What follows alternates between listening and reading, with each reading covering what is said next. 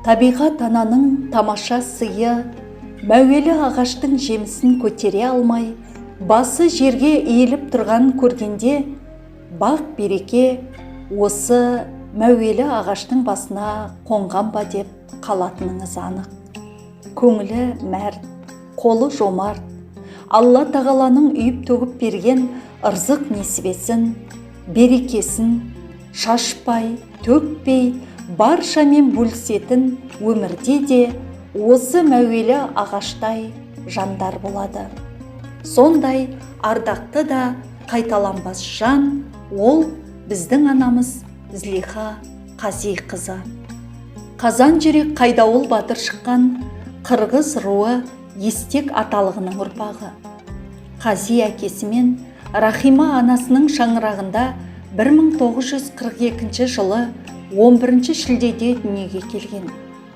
Қиын қыстау кезеңнің тұсында өмірге келіп, балалық шағы Құмқұдық ауылында өткен қаршадай қыз баланың өзінің табандылығымен, тиянақтылығымен айрықша дараланып, білімге ұмтылуы ерлікпен пара-пар еді. Сол дәуірдің талабы мен тапшылығына мойымай, дала қызының сауаттануға ұмтылып, халықшыл, көпшіл болып өсуі тектіліктің, білімге деген құштарлықтың нышаны болса керек. Сарғамыс 7 жылдық мектебін үздік аяқтап, ерте еңбекке араласады. 1959 жылы Жәнәділ әкемізбен отау құрып, маңдай термен тапқан несібелерін балаларына арнап, өнегелі тәрбиесімен 12 баланы дүниеге әкеледі.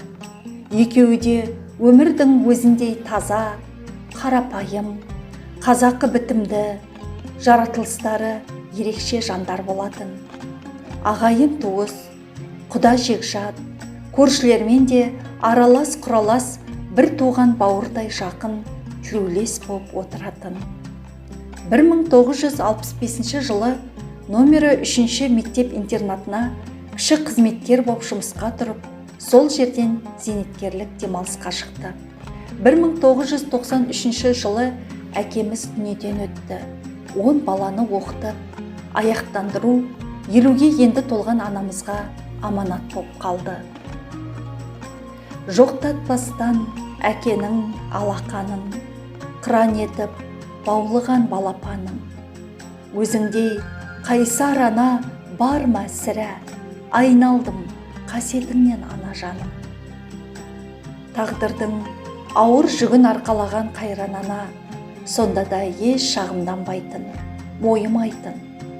Ақ ниетімен, адал еңбегімен алғам толып, жемсін төккен мәуелі ағаштай, жақсылыққа құшағын жайып, жастарға батасын беріп отыратын. Қарапайым ананың ұрпақ тәрбиесіндегі еңбегі үкімет тарапынан да әрдайым еленіп отырды. 1984 жылы Мать героиня орденімен, 1976 жылы Материнская слава орденінің 3 дәрежелі, 1979 жылы 2 дәрежелі орденімен наградталып, 2006 жылы Қазақстан Республикасы президентінің жарлығы бойынша алтын алқа иегері атанды. Жемісі мол, елге, ұрпағына сіңірген еңбегі зор, алтын құрсақта анамыз 79 жасын тойлап, ұл қызынан тараған 19 немере, 13 шөбере, 30 жиеннің маңдайынан иіскеп, ақ батасын беріп, 2021 жылы 27 шілдеде өмірмен қош айтысып кете барды. Жаратушы анаға қанша жас берсе де аздық ететіндей, өйткені шаңырақтың төрінде ақ жаулығы жарқырап, ақ тілегі ақтарылып отыратын анаға ешкім жетпейді екен. Анамыз өмірден өткенде қайғырмаған жан қалмады. Сіңілсі Роза апа бауырын іздеп, былай деп тебіренді. жыл өтіпті бұл дүниеден өткеніңе, мәңгілік мекеніңе жеткеніңе. Сабырлы болып қартайдың бұл өмірде, қаласын мәңгілікке көңілімде.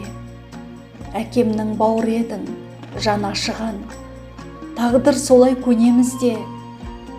Басылам, көңіліңдей сеуші едің тазалықты, ауруға да төзімдедің, сен ең мықты. Нарды да көктемгі жел жығады деген, теп-тез келді ажалыңда не деген. Жұмақта болсын деймін мекенің, асқар таудай, әппақ апам кемелім. Не сөз айтсам жетпейді енді құлаққа, лайықтысың ғой, жан апам сен жұмаққа. Балалары да анасын іздеуде. Дидарың жылы, мінезің жұмсақ мақпалым, жеткізіп бізді ұйқыға ерте жатпадың. Ар иманыңмен таза боп өтіп өмірден, әз ана деген қасиетіңді сақтадың. Есімің өшпей тұрады мәңгі көкейде, мың алғыс айтсақ жан ана сізге жетер ме? Жар болып алла жаныңды ана шалқытсын, бұлағы кәусар пейішпақ дейтін мекенде. Айнұр келіні анасына деген сағынышын әлі күнге дейін баса алмай жүр. Аузын ашса көрінетін жүрегі кең, біз дегенде дария тілегіңнен. Жатқан жерің жайлы болсын анашымай, жыр арнаймын өзіңе жүрегімнен. Ақ тілегі біздерге жауған қардай, анам едің өз анамнан қалған аумай.